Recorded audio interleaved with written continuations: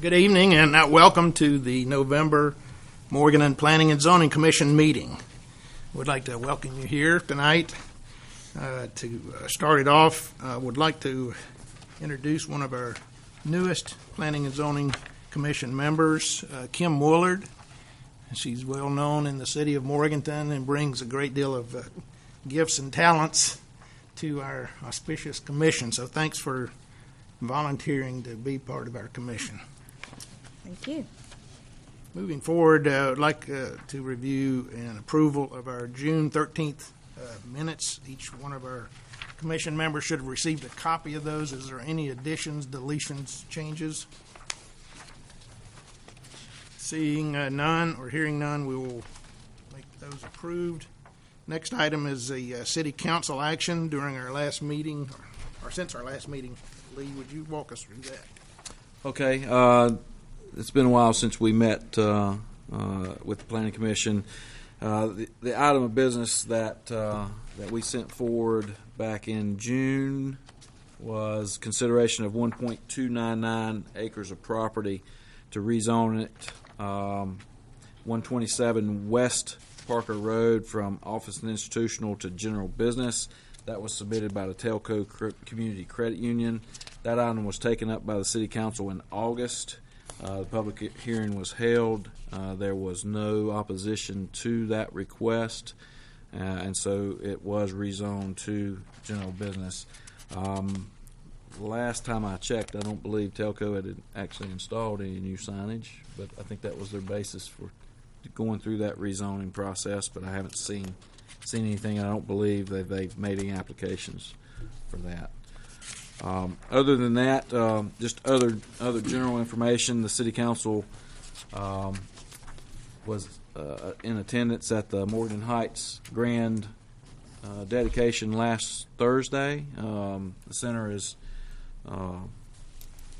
probably 75%, 85% open at this point, and from a planning standpoint, I feel like it's gone pretty smooth. That whole process is. Obviously, the developers made a lot of that process very easy, but it seems to be functioning well. Fleming Drive, the entrance designs that we worked out, seems to be flowing traffic very well. The issues that we thought would be an issue is the intersection there at the deaf school. That will continue to be kind of a bottleneck right in there until some additional improvements can be made.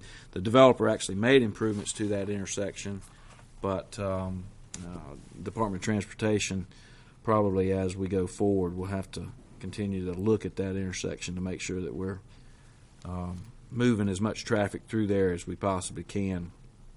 And but other than that, all the other public utilities and arrangement of the building seems to be good. I mean, I've been satisfied. I think most of the response from the folks that I've been hearing from seems to be very good, and they obviously are drawing a lot of folks out there. I believe that's... Okay, great. Any comments or questions for Lee at this particular juncture? Only thing I would mention, and certainly that was a grand affair, and I think a very nice done job out there. Just an observation, I continue to be concerned about the availability to Fleming Drive off of Golf Course Road, and the light timing, and now that's probably a DOT issue, I would think, but I'm already hearing a lot about cut-throughs through that shopping center down there. Okay. Maybe something we just have to follow and keep a good eyeball on. Right turns made pretty good, but left turns are sometimes a long wait. Yeah, I think that was a concern that was brought up during the public hearing process, if I recall, and of course the traffic counts that we were anticipating on Fleming Drive was going to almost double. That hasn't probably happened yet since the out parcels aren't developed. So that situation will probably continue to be a challenge. We can talk with the Department of Transportation and see if there's options, but left outs out of there is going to continue to be a problem. It's so close to the intersection it can't be signalized.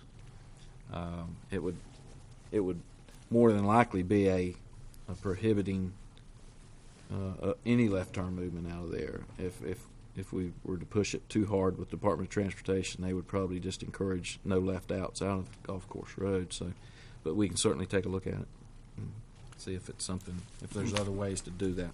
Do we have the same situation with Chick-fil-A?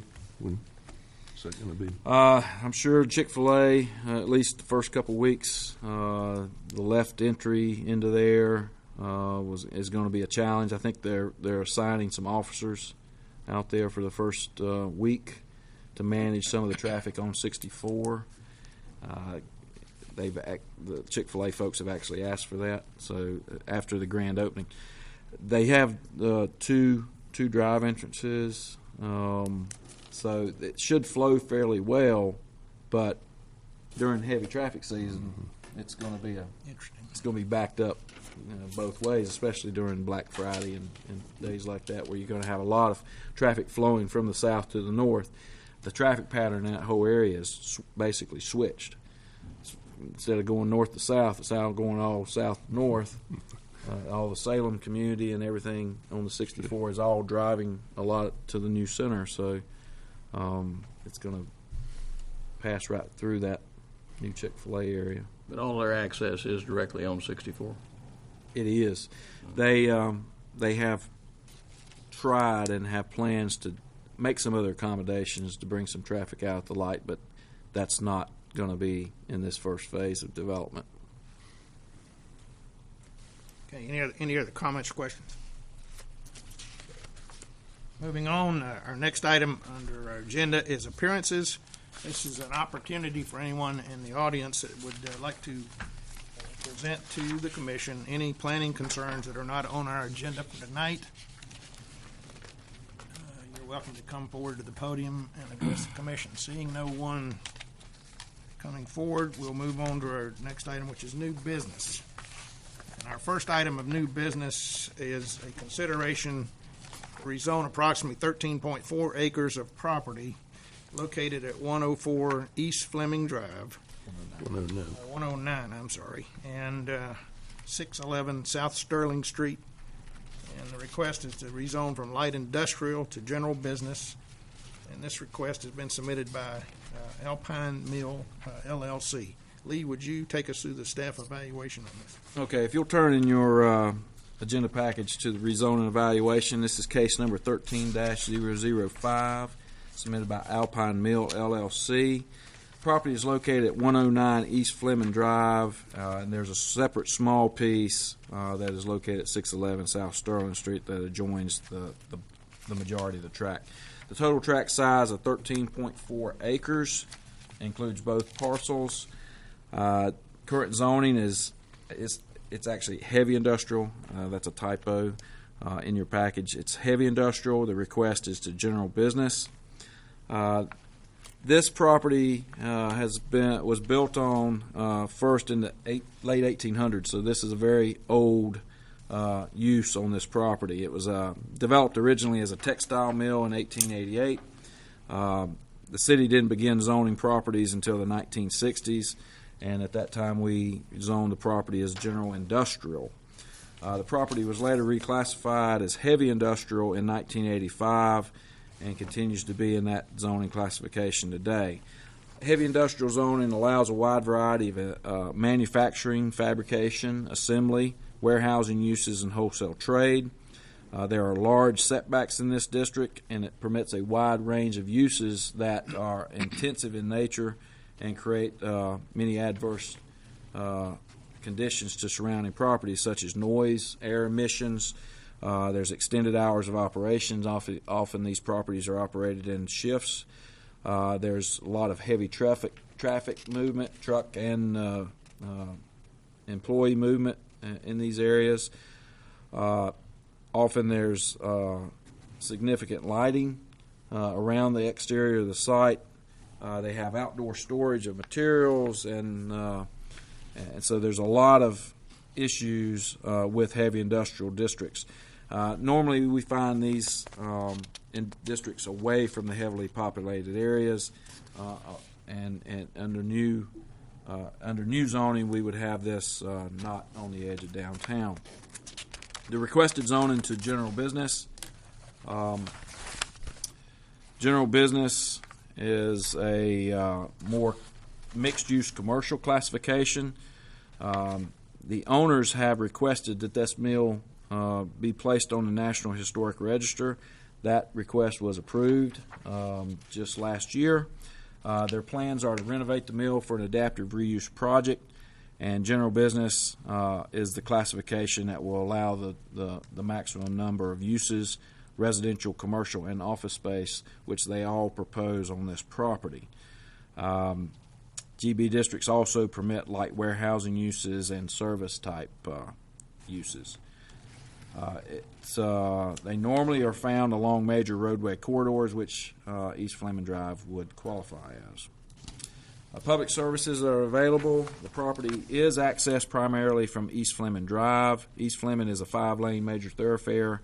It's maintained by the North Carolina Department of Transportation. It carries roughly 11,000 vehicles per day, which was based on 2012 counts. The capacity of this 5-lane roadway is 28,000 average daily trips. So the current number of vehicles on the roadway is well under the design capacity. Excuse me. East Fleming has experienced a slight drop in average daily traffic counts over the past 20 years, and there's no plans currently by the Department of Transportation to alter the roadway. The Mission 2030 plan does propose efforts to calm traffic and reduce lane widths along Fleming Drive. And Chad, if you'll pull that up on the screen.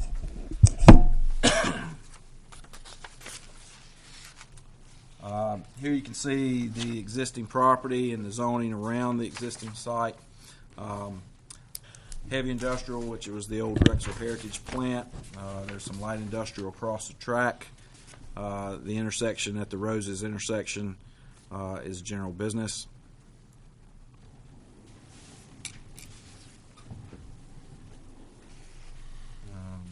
Let's see. I don't have I'll show that in a minute. I'll pull that back up. Let's go on through the rest of the report. The property also has frontage on the South Sterling Street.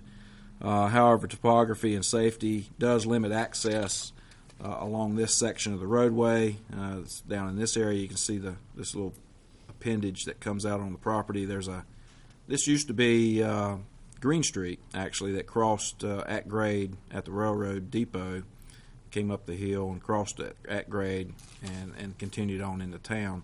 This little segment of roadway's been there for a long time. It now accesses a parking lot on the western side of the site.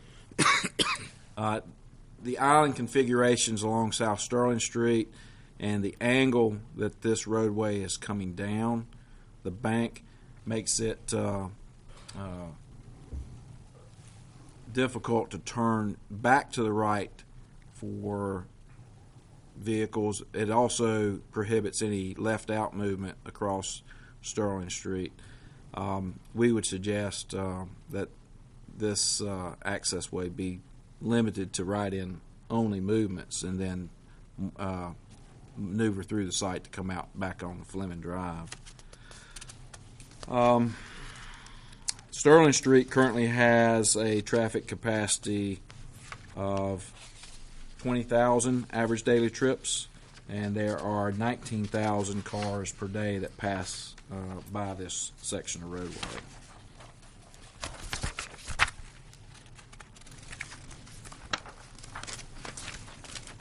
Water service is provided to the site by a 12-inch water line located along East Fleming Drive and an 8-inch line located along South Sterling Street.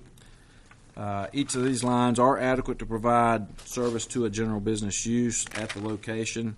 This would be adequate for fire and domestic service use.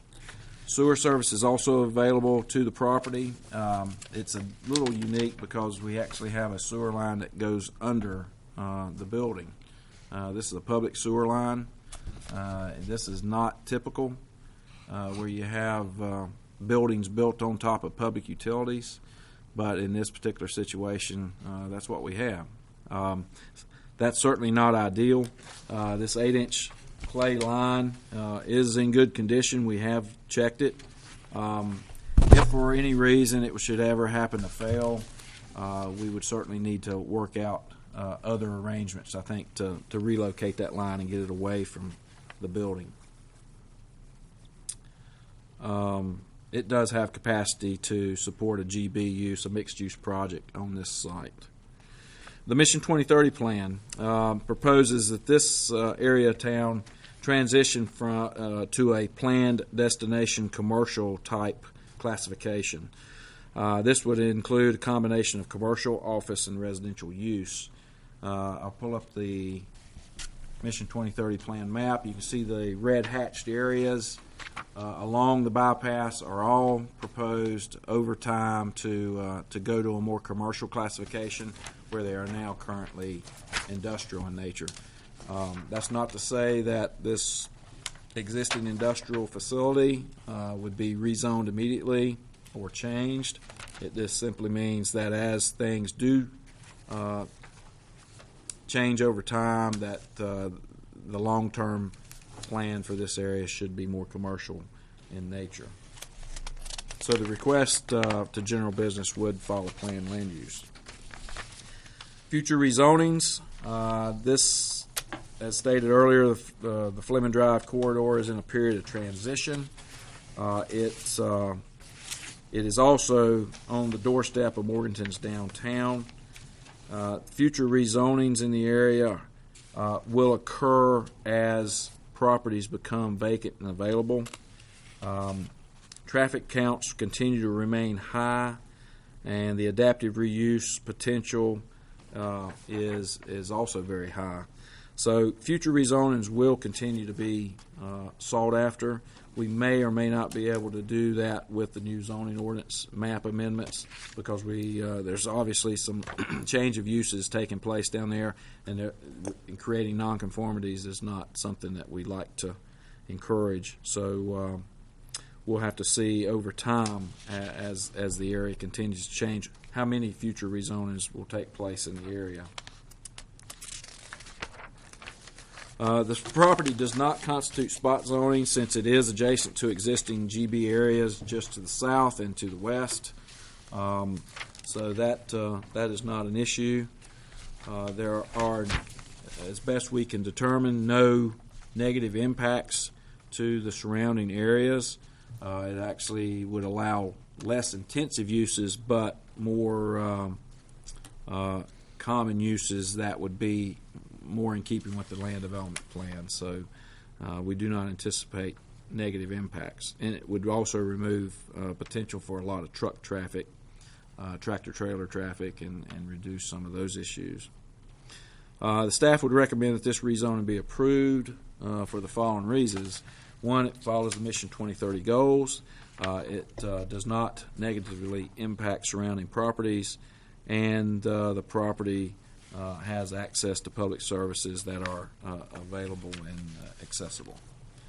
I do want to bring up, if I can find it, the Mission 2030 concept of that intersection. May take me just a second.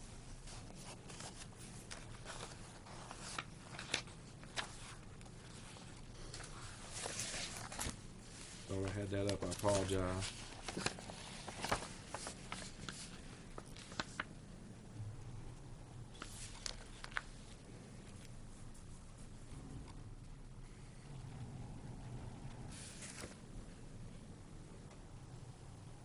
That's Green Street, Sterling Street. There we go. There we go. This is what the Mission 2030 plan envisions at that intersection. This is the property in question. This is the existing Rite Aid, Rose's Shopping Center. Obviously, you can see a lot of potential changes from what you would see today. And so narrowing doing some divisions along the roadway to restrict left turn movements and make it more organized. Obviously, much more pedestrian improvements and landscaping, improving pedestrian conditions and access around that, creating that corridor, gateway corridor effect into the downtown, coming in from our primary hospitality section down on South Sterling Street is highly recommended. So there are proposed changes, although this is not Department of Transportation changes. We would have to work with them and the developers as they make transitions in the area to achieve this end product. If you have any questions, I'll be happy to answer them. Yeah, thank you, Lee. Any questions for Lee at this particular point? Comments? The clay lines that you mentioned that go under the buildings, are they similar to the ones we had as old as Lazarus Building? Yes. Would they be that old? They're old. I didn't see the date on them, but they're pretty old. I mean, that where the building they go under is pretty old itself, so I'm assuming. Yeah, it was probably in the 30s, I would bet. Best estimate I would have, because some of those buildings were added onto in the 30s and 40s, and that's over top of those sections. Other comments or questions? I think with the Burger King, you already see the vision there of the landscaping, et cetera, on the Mission 2030 plan with the new Burger King that's sitting in there. Yeah, it's redeveloping. This area is available for development and for sale, actively being marketed, as I understand it. This property is actively being marketed. This obviously is being proposed for development. There's other opportunities for infill development around that intersection to help close in, get some additional investment in the area. So there's a lot of opportunities, and that would completely change the look of this interchange or this intersection. It is still one of the higher traffic count intersections in Morganton, and so we would have to obviously be very, very careful how we approach that to not reduce the traffic carrying capacity, but hopefully make it more organized and safer for everybody involved. Anyone else? At this particular juncture, I'd like to open it up to the public for comment, and would like to start off with taking comment on those in the audience that are in favor of this request, if they'd like to step forward. Okay. Say anything? You don't have to.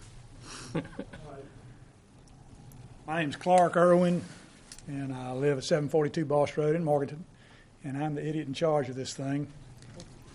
And I'm obviously in favor of it. It seems to offer the opportunity to incorporate into downtown particularly more residential use, and I hope that's going to help drive some of the uses for the downtown storefronts. We need people living downtown. And on top of that, it's just going to be a grand old building once it is up and running. It's something y'all are going to be proud of, and I'm going to depend on Lee and his staff to kind of direct what goes on there. The assessment that he has made of this is in complete agreement with our assessment of the property. So, like I said, I just hope it's going to be something that y'all find as a benefit to all of us. The only other thing that surprises me about this whole thing, I see all y'all periodically. I didn't realize Hank Dickens was even alive. I hadn't seen you in forever. Well, you look good. We've got a few questions, if you would. Yeah. Now that I am alive, but Welcome back. A little bit more insight into your vision as far as the structure. Will it stay the same? Square footages, breakdown of commercial to residential, things of that nature. Could you share any of that with us now, or is that too premature? No, I can pretty well tell you. I think we recognized the antiquity of the building and applied to Department of Interior for the designation as an historic place, a historic site. We were denied, and so they came back to us and said that the reason that we were denied, and this has been 3 or 4 years ago, the core building that was built in 1887, the old Dunham Cotton Mill, was not visible from Fleming Drive. And so we have torn down then about a third of the building. It was 150,000 square feet. It is now 100,000 square feet. And what you see as painted wall, the long, skinny building, was the original Dunham Mill. And y'all are going to be amazed what a pretty building that is once it's brought back to life. As you know, the old mills had great windows for natural light and those kinds of things. That all had to be closed up over time when they introduced air conditioning and interior lighting, artificial lighting. All that will be opened back up. And the only thing I can tell you is, as far as the breakdown, we believe that you're going to see 50,000 square feet devoted to residential use. We believe then that half of that building would be residential. We believe that the other half, which fronts Fleming Drive, would primarily be commercial, and we'll do the same thing there that we've done in some of the other projects. Morganton Station is an example. You've got a restaurant, and then you've got a gift shop, and you've got a little antique shop, and then you've got an office or several offices, and then upstairs you've got residential users. And so it's going to be that type of a development. We need to try to create enough energy there so that the businesses feed off of each other, but we want to do it in a way that's appropriate to residential use. We want to make sure that the quality of life there is enjoyable. And there's some other things that Lee's working with us on that are special in nature and that not worth talking about right now, but maybe that'll give you an idea. We will actually use about half the site originally, about 7 acres, for this first phase, and over time we'll have another 7 acres that would be available down Fleming Drive for other types of development. And there have been proposed uses for that, but a lot of it still revolves around residential type use. People just like living downtown, and this is a site that allows people walking access to the central business district. That's important. That's just a healthy way to live. And so that's kind of what the vision is. A lot of my schooling and all this goes back to Lee's department and as far back as Kim and some of the folks that the city has used to help guide us in these projects. My daughter Jenny actually is the one that will orchestrate this. I work for her these days. And so one of these days I'm going to get hit by the bus, but hopefully there's going to be some continuity in what we do because she's the one that is really in charge of this now. Does that give y'all enough of an idea? Appreciate that insight and input. The other question I had is access back to the central business district. Is that going to have to be through the underpass, or is there a convenient way to access back into the? Well, Lee, Lee that will last tell you map that for had several a good years, picture of that. I have wanted very much to introduce or to promote an at-grade crossing over the railroad track there so that people can walk across the railroad track and back to the central business district without going down on the street through the underpass. We see that in a lot of cities down east, and I know there's more pressure on Norfolk Southern to provide that. All I can tell you is now that we own to the center of the railroad track on both sides of the track. And so that doesn't mean that Norfolk Southern is going to work with us, but we can show them an opportunity to provide that for the city, if you will, without having to involve any other property owners. It's just us and them and the city of Morganton. And so, Lee, you might have a better insight. I don't know why you wouldn't want that, but you may know better than I do about that. Yeah, it's certainly something that we would encourage, but it's not a given. Norfolk Southern and North Carolina Department of Transportation and all the folks that are working with the rail station and that kind of stuff. It's going to be a complex problem to solve, but it certainly makes sense from a pedestrian standpoint to be able to get people from this side to that side into the downtown. I think it is doable, though. And Clark, you've done a tremendous job with the other development over there, and I'm sure this is going to be a nice addition to that whole concept of the area there. Along that, I think there is some precedent for the at-grade crossing now, particularly in our area. If you go down to our friends in Hickory, there is a asphalted pedestrian crossing between the old depot building and over to their main square area. So it can be done. Ours may not be quite the accommodation elevation-wise or something like that, but I think we need to pursue that strongly.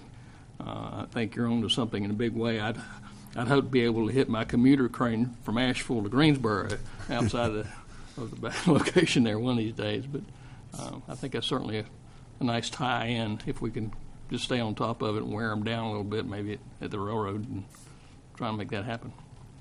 The other things, too, that we want to do that I hope will happen, we've got enough land area available on the upper side of the track by Breakneck to put in a little corral for electric vehicles, and the city has provided the opportunity to take golf carts that are street legal. And so I can see a time when the people would actually live on the lower side of the track and just walk across the grade into their little corral and unplug their little cars and right up the street, just all electric. And we're using LED lighting, a lot of things like that, but I hope it's going to be a green project as part of the fun of it too. But I'm just following the lead of the planning department. These are the guys that have helped me and kind of direct our ideas. Y'all are blessed with his whole staff. They're great. One last question on the residential side, is that those units be for sale or for rental or lease or a combination? The tax credit requirement is that we maintain ownership, just like this building, for a 5-year period. And so, Hank, I would think that over time, it's possible that those units would be sold. There's some advantage in the management of the property to have them all owned by one entity. But there are going to be people that are going to want to own and live there, and so it's going to be in a lot of ways up to Jenny. She, like I say, she's the boss now, but she understands that, and she owns some downtown residential property. I hope that she will make that available to other folks in an appropriate manner. Great. Well, thanks for that input. Any other questions? So is the historic preservation, is that back under review? Oh, I'm sorry, I didn't conclude that. Has it been Kim, when we designated? went back and tore down the front of the building, we resubmitted, and that's the Interior told us that that's what we needed to do, to expose the old building. We did, and the building was accepted. And we got that certification, it's been about 2 months ago, we got the actual document. Good, congratulations. And working with Jennifer Cathy in Asheville right now. She is the Raleigh representative that oversees historic preservation for this area in the state. She helped us with another building that we worked with, the Jake's Hamburger building. She's great. But right now we're trying to figure out what's appropriate for the roof of that old mill building. We want to go back, and we always start with the roof and try to get everything in the dry before we work underneath. Now, I apologize to y'all for the way that thing looks. It looks like thunder, but it's just been a whole lot slower trying to get it underway than I realized. But hopefully it's going to start taking shape pretty quickly now after the first of the year. Anyone else? Very good. Thank you. Thank you, sir. Is there anyone else in the audience who would like to speak in favor of this rezoning request? Seeing none, we'll switch to the opposite side. Is there anyone in the audience that would like to speak against this rezoning request? Okay, close that. Seeing none, bring it back to the commission. Any further discussion or comments, or do I have someone? I'll make a motion that we change it from heavy industrial to general business. Okay, I have a motion. Is there a second? I second that. And a second. Any further discussions or comments? Hearing none, I'll bring it toward the vote. All in favor? Any opposition? Motion carries. That'll go to City Council. On December 2nd, that's a Monday at 6 p.m. in this chamber. Once again. Okay, brings us to any other items of discussion. Any comments, anything that wants to be brought up to the commission? Lee? Just our next meeting will be December 12th, and again, we will meet upstairs at 4 p.m. to start our workshop, our next phase on the zoning ordinance revision process before maybe coming down here for regular meeting. And seeing no other items on our agenda, I'll move that we adjourn.